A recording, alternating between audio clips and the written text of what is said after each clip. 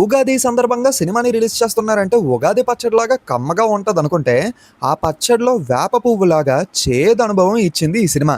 వేప పువ్వు చేదుగా ఉన్న ఆరోగ్యానికి మంచిదే మామ అని మాత్రం అనకండే. ఎందుకంటే ఆల్రెడీ ఆ వేప పువ్వు చెడిపోయింది. ఇంతకీ ఆ చెడిపోయిన వేప పువ్వు ఏంటి అని అనుకుంటున్నారా? 'Ustad Bhagat Singh' directed by the cult captain Harish Shankar గారు. ఫ్యాన్స్ కోసం అని చెప్పి తీసిన సినిమాని ఫ్యాన్సే పక్కన పడేశారు. మరంత గొప్పగా తీశారు. సరే, మనం కూడా మన సాంప్రదాయం ప్రకారం what went wrong with 'Ustad Bhagat Singh' videos చెయ్యాలని చెప్పి వీడియోని రెడీ చేసేసాం. మీరు కూడా వీడియో లాస్ట్ వరకు చూసేసి లైకు, షేరు, సబ్స్క్రైబ్ కూడా చేసేయండి. మరి లాగ్ చేయడం అవసరం లేని పని వయసు లేట్ మావా, ఇంకా మొదలు పెడదామా? Audio Jungle. హాయ్, హలో, నమస్తే and welcome to news 3 people. Reason number 1, Theri కా రీమేక్. అసలు ఇది తేరీ రీమేకే కాదు, తేరీకి దీనికి సంబంధం లేదు. అప్పో, ఎంత బాగా మాట్లాడారు సార్.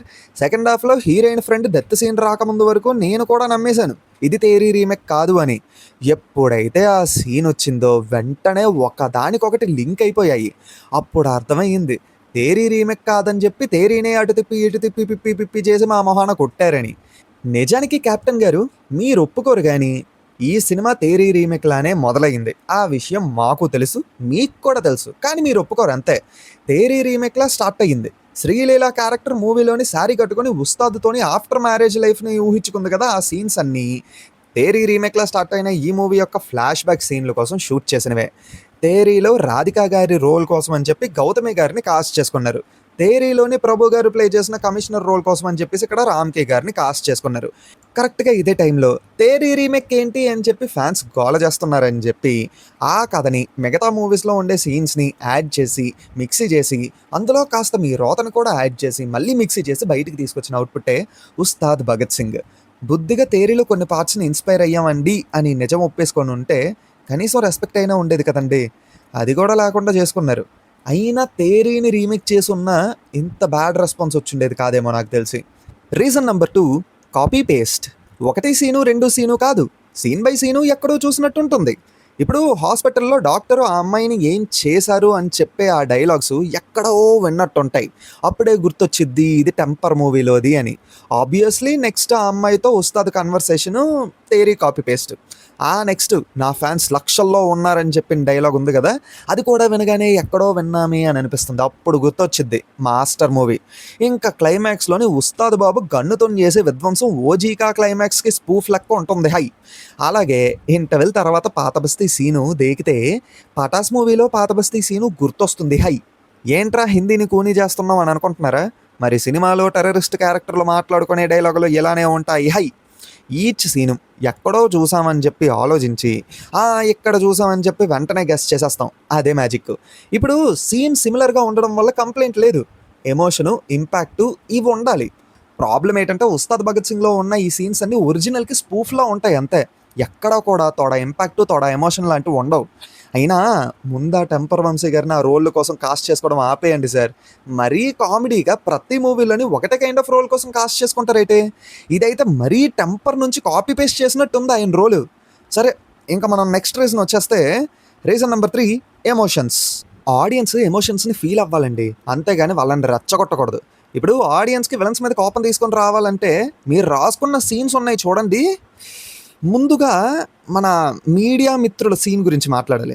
ఇప్పుడు లోపల అంత సీరియస్గా ఒక అమ్మాయి పొజిషన్ ఉంటే నా కొడుకైనా హాట్ టాపిక్స్ లేవు, మసాలా న్యూస్ లేవు, ఇవ్వండి అని చెప్పి అడుగుతాడా?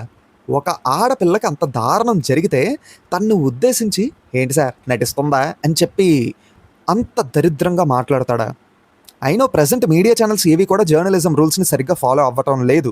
వాళ్ళు కూడా కొన్నిసార్లు మనకి చాలా చీప్గా అనిపించేలా మాట్లాడారు, కానీ మరీ ఇంత చీప్గా క్యారెక్టర్లెస్గా మాట్లాడలేదు. నాకు తెలిసినంత వరకు అలా మాట్లాడరు కూడా. చూసేవాడికి కూడా ఎలా అనిపిస్తుంది అంటే అసలు ఎవడరా అడుగుతాడు ఇలాగా అని చెప్పి అనిపిస్తుంది. అయినా చూసేటప్పుడు మేము ఎమోషన్ ఫీల్ అవ్వాలండి, కోప్పడాలి. అంతేగాని కోపానికి బదులు ఎలారా రాశారు ఈ సీన్ని, ఎలా తీశారని చెప్పి డైరెక్టర్ మీద, సినిమా మీద చిరాకు రాకూడదు. సీరియస్గా ఉండే ప్రతి సీన్ కూడా నీకు ఇప్పుడు కోపం రావాలి, కోపం తెచ్చుకో అని ఆడియన్స్ని ఫోర్స్ చేసి మెడ మీద కత్తి పెట్టి బెదిరించినట్టు ఉంటాయి.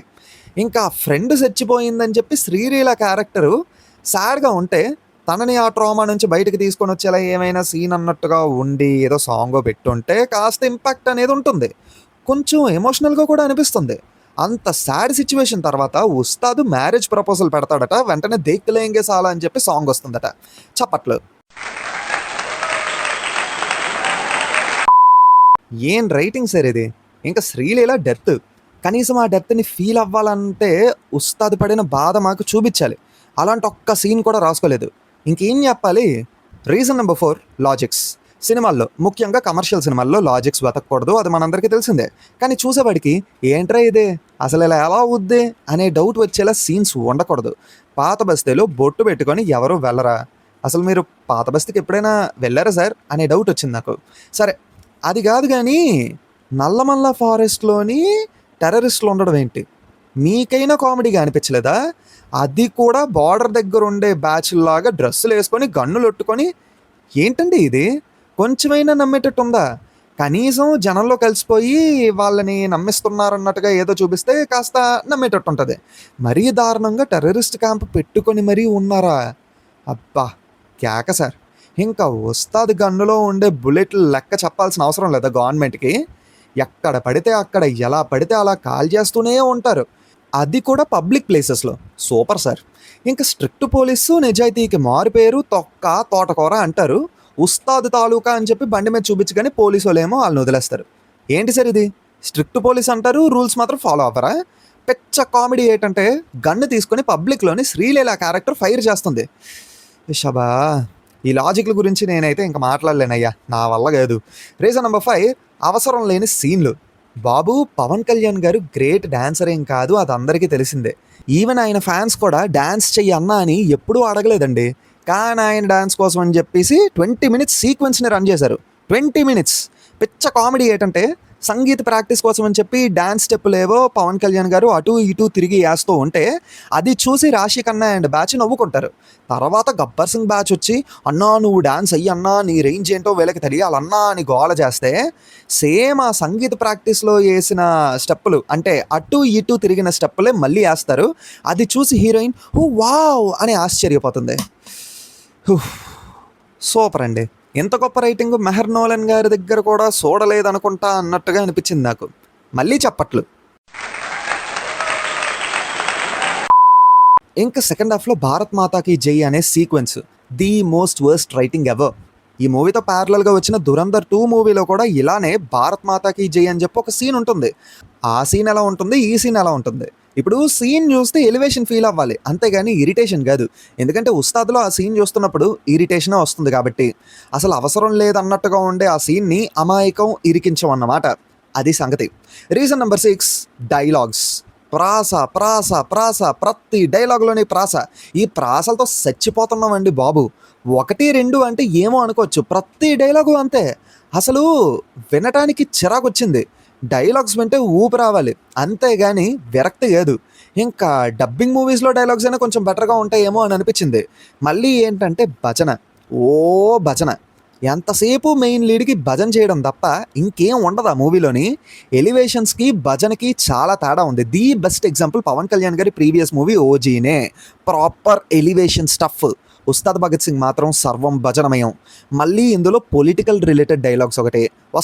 అక్కడికే వస్తున్నా. మై నెక్స్ట్ పాయింట్ వచ్చేసి రీజన్ నెంబర్ 7 పొలిటికల్ కనెక్షన్. మేము ఈ పొలిటికల్ కనెక్షన్తో ఉండే డైలాగ్స్ వద్దు అన్నామంటే ప్రతిసారి వేరే పార్టీని మాక్ చేసి సినిమాని సినిమాలా కాకుండా పొలిటికల్ డైలాగ్ వార్లా చెయ్యకండి అని మాత్రమే కాదు, మీ పార్టీని me out of movie personal క్యారెక్టర్కి ఆ భజన తగ్గించమని. అయినా కెప్టెన్ గారు పొలిటికల్ డైలాగులు లేవన్నారు కదండి, మరి సినిమా మొత్తం అవే కదా ఉన్నాయి. మాట్లాడితే అవసరం లేకపోయినా గ్లాస్ చూపించడం ఏంటండి ఇది? నేనేదో పొలిటికల్గా పవన్ కళ్యాణ్ గారిని టార్గెట్ చెయ్యాలని కాదు. సినిమా అంటే సినిమాలో ఉండాలి, అంతేగాని పొలిటికల్ భజన కోసం వాడుకోకూడదు. నాకు అస్సలు నచ్చలేనిది ఏంటంటే గబ్బర్ సింగ్లోని స్టార్టింగ్లోని పిల్లాడు పవన్ కళ్యాణ్ అయ్యాడు అని చెప్పి ఒక లైన్ వస్తుంది. అది చాలా బాగుంటుంది ఆ టైంకి, నాకు అలానే అనిపించింది. కానీ ఇప్పుడు పిల్లాడు ఏమయ్యాడో మీకు తెలుసు అని రాసి వదిలేశారు. మాకు తెలుసండి, మీరు చెప్పాల్సిన అవసరం లేదు. ఎందుకు మళ్ళీ సినిమాని పాలిటిక్స్లో లింక్ చేసి చూపించడం నాకు అర్థం కావట్లేదు. ఏమైనా అంటే ఆయన డిప్యూటీ సీఎం పాలిటిక్స్లో ఉన్నారు, మాకు రెస్ట్రిక్షన్స్ ఉంటాయి అని చెప్పేసి అంటారు.